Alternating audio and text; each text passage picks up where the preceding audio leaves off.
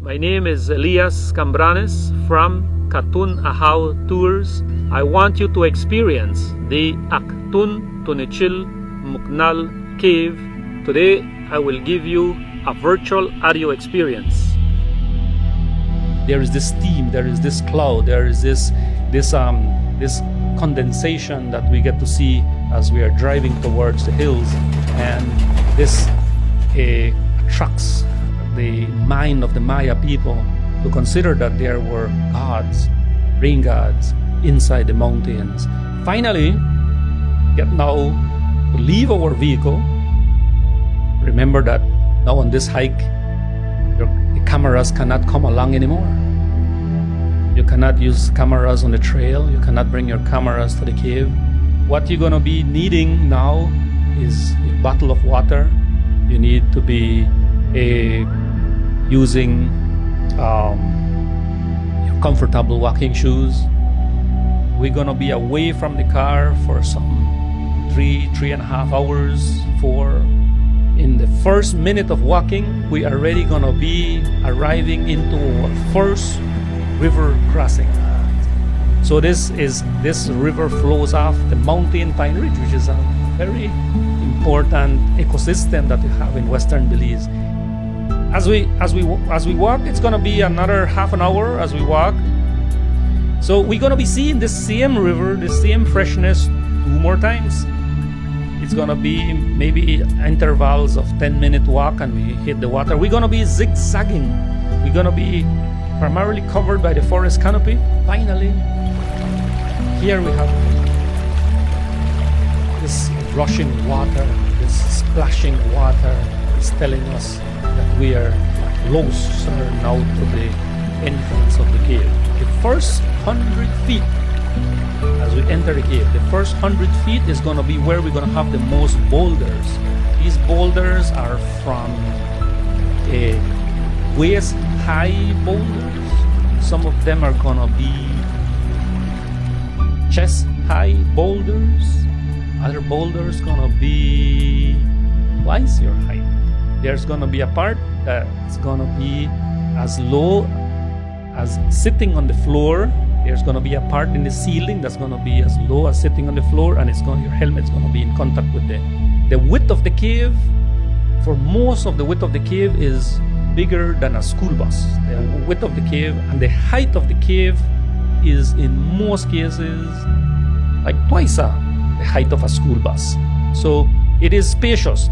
Remember that you are entering the portals of the underworld. The Maya believe that there were 3 layers to the cosmos.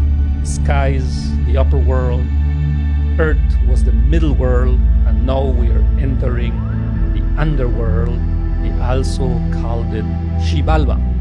So as we are entering, I want you to feel that freshness of water, that cavern, that smell of limestone, and the entering of the Maya underworld, Xibalba, which also translates as the place of fright.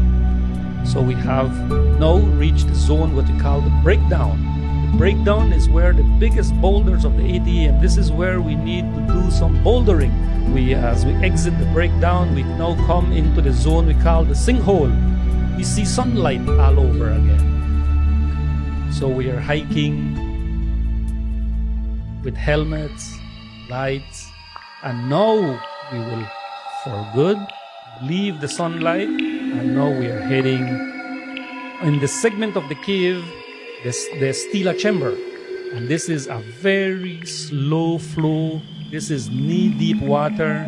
This is wide as any room in a house, and it has a high ceiling, and we have these excellent stalagmites, calcium formations, and the dripping water is hitting on your helmet. We come now to this after some 800 meters that we have now hiked through caves and rocks and formations. We come now into this zone we call the Boot Hill. It's where we're gonna be removing our shoes. We're gonna be now leaving the water. We're now going to be ascending about 40 feet. We are now within the ceremonial part of the cave. This is where the rituals were done. There are tapes on the floor. These tapes are telling you there is ancient artifacts here on the floor.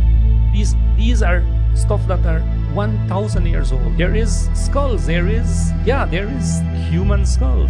And careful, there is also an infant skull. That infant skull is incomplete. You would think it's just a piece of rock, but no, that's also an infant. That is one of the most amazing discoveries that happened in this cave. There were infants that were used in ritual. There were infants that were also brought as an offering. So as we move out here, take a look. This is the cathedral. It's huge in here. This is huge. This is like 2 football fields. This is an excellent place where you can turn off your light. Turn off your lights and we can stand. And in silence, you will hear now these thousands of water droplets hitting the floor, echoing like in a cathedral. There is this silence and water. It is an excellent feeling of darkness, solitude, and this is where the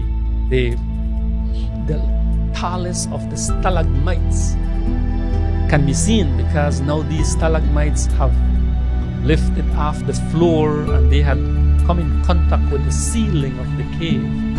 These are at least some 30 feet, 40 feet high columns of calcium.